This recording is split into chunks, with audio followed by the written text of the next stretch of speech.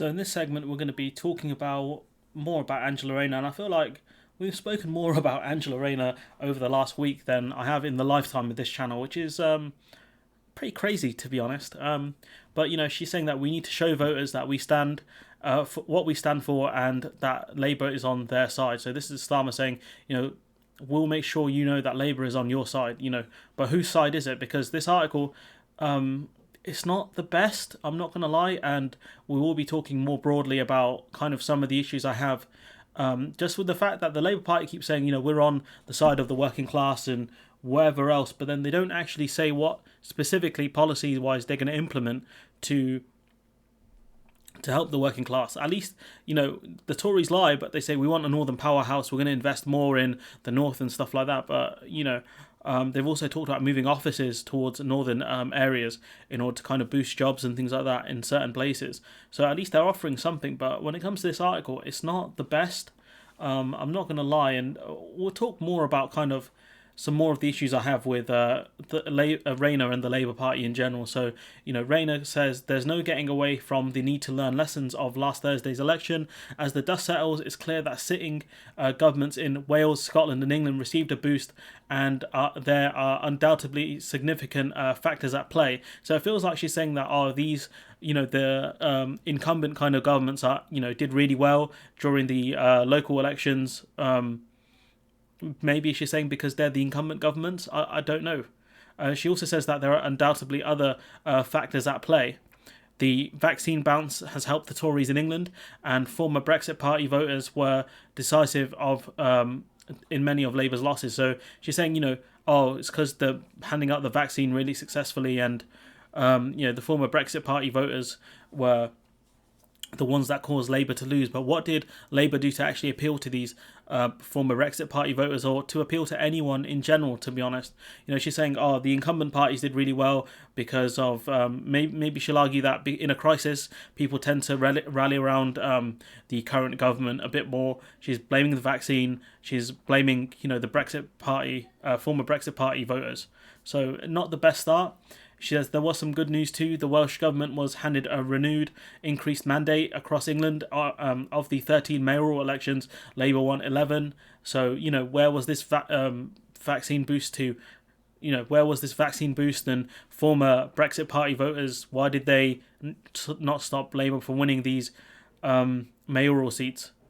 Like, come on, man. It's a bit sus, isn't it? Saying, Labour were successful in these areas, but Labour failed overall because of the vaccine boost and former Brexit Party voters. But we won 11 out of 13 mayoral races.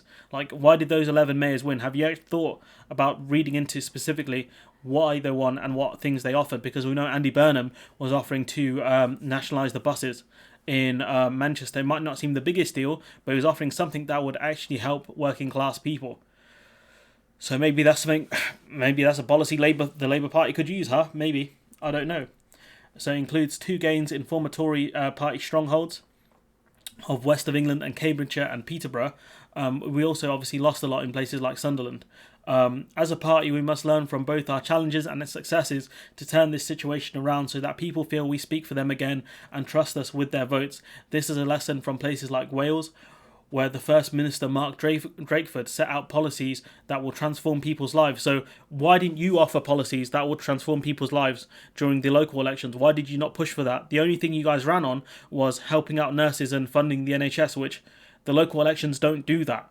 So again, I ask you, what are you going to change now? What new things are you going to do? She talks about a pay rise for care workers and guarantee work, education or training for all under 25. So these are policies from Labour in Wales. Why have they not been taken into the National Labour Party in England? Why? That is the issue from Greater Manchester, where Andy Burnham showed the difference that Labour makes in power. He connected with people and showed that he was on their side. So why are you failing to do this? Why didn't you offer policies to appeal to people? I don't understand. Politics is not about the language of parliamentary process, parliament or party process. We need to show those who have lost faith what we stand for, that we are on their side and we will stand up for them. This kind of article reminds me of Dave Rubin, where Dave Rubin's like, I'm all about ideas, man. I love ideas. But then Dave Rubin consistently, as other people pointed out, he doesn't like debating ideas. He likes debating about ideas. He's like, I like to debate about ideas. It's like, what are your ideas then? It's like, I like to debate about ideas. The Labour Party, we need to listen to people and show voters what we stand for. It's like, what do you stand for? It's like, well, we're going to tell you what we stand for. Like, okay. We will show the difference between Labour and the Tories when it comes to the economy. That means jobs, opportunities, and rights at work. These are all great things, and this keeps reminding me about Theresa May talking about the burning injustices and how much she hates them and blah blah blah. But then she doesn't offer anything to actually solve these issues. This is not about tweaking a failing system, but changing it so it works for working people. So this is not about changing a few things. This is about full scale change, which is important, but you need to tell me how you're going to do it. As a starting principle, this means a fair day's pay for a fair day's work and good, well-paid jobs in every community. Okay, what is a fair day's pay for a fair day's work? Is it a living wage? Are you going to increase the minimum wage into a living wage? Is that what you're going to do? Because again, you're saying these broad statements. The Conservative Party could also say the same thing. So you have to tell me specifically what you're going to do. Over the past few decades, in large parts of the country, the jobs that you can raise a family on and that provide a sense of identity and dignity have been replaced by insecure, 0 hours and agency work that offer only poverty wages and the exploitation and mistreatment of workers to squeeze out every last penny of profit. I agree with that. But what are you going to do to change it? Labour is and always will be the party of the workers and our trade union movement. For us, the future of work will mean shifting the balance back towards working people and ending fire and rehire. That's great. See, that's a policy idea. Ending fire and rehire is a policy idea. But what else are you going to do? Because fire and rehire is very unpopular within the country.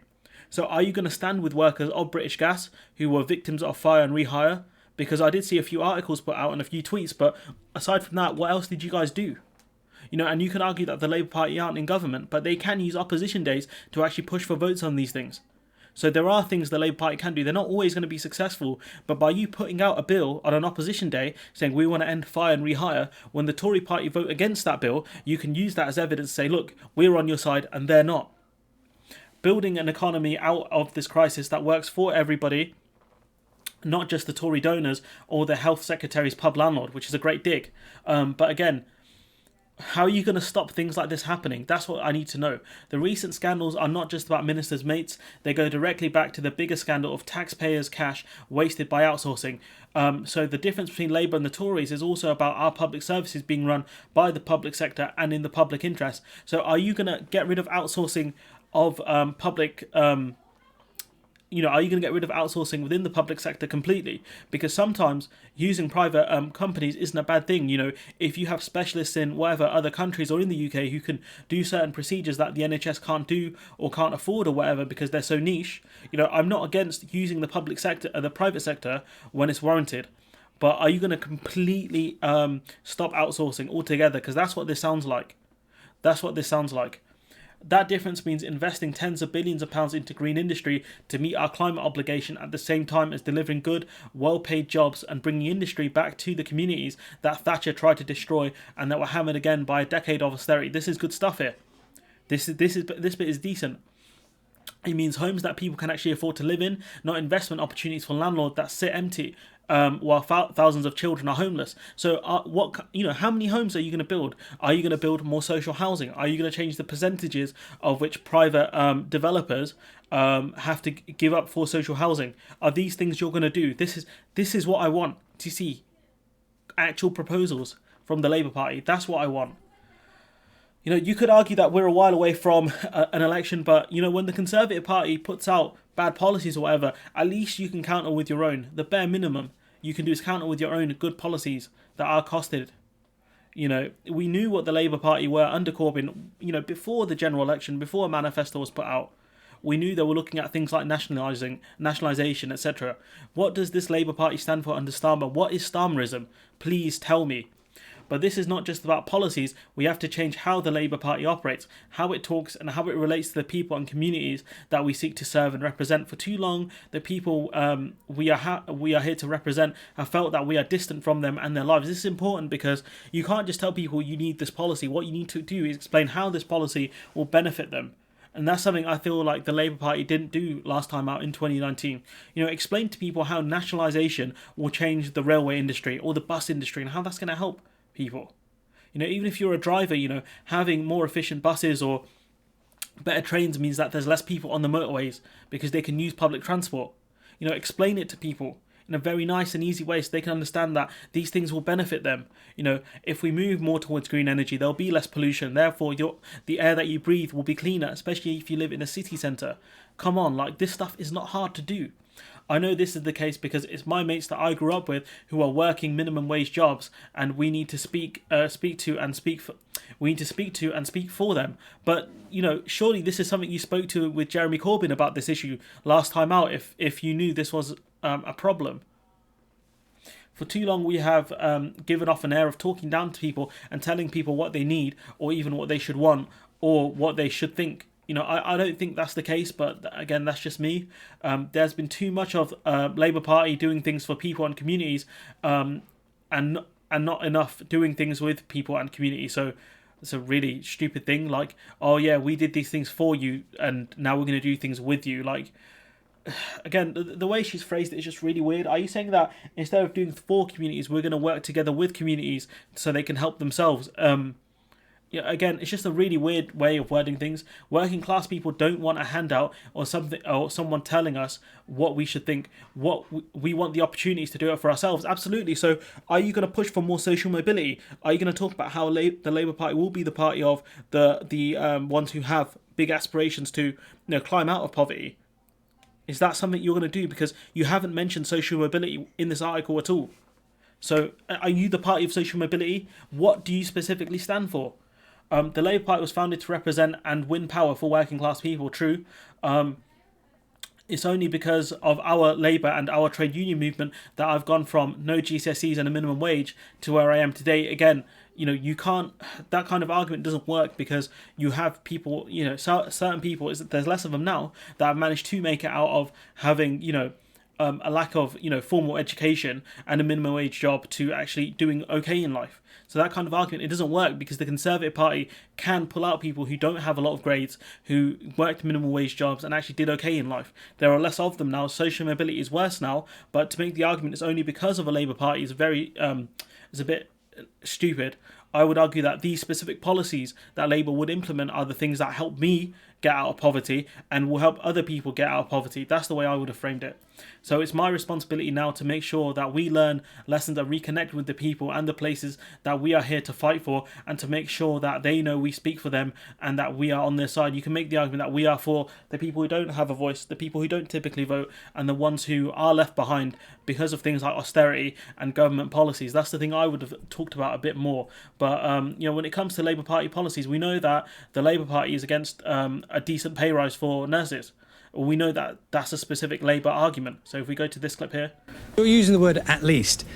If I look back to the Labour Party manifesto of 2019, at that point, and this is prior to the pandemic, of course, when everyone's even more grateful and full of praise for what the NHS has done, the Labour Party manifesto 2019, you were saying they should get 5%.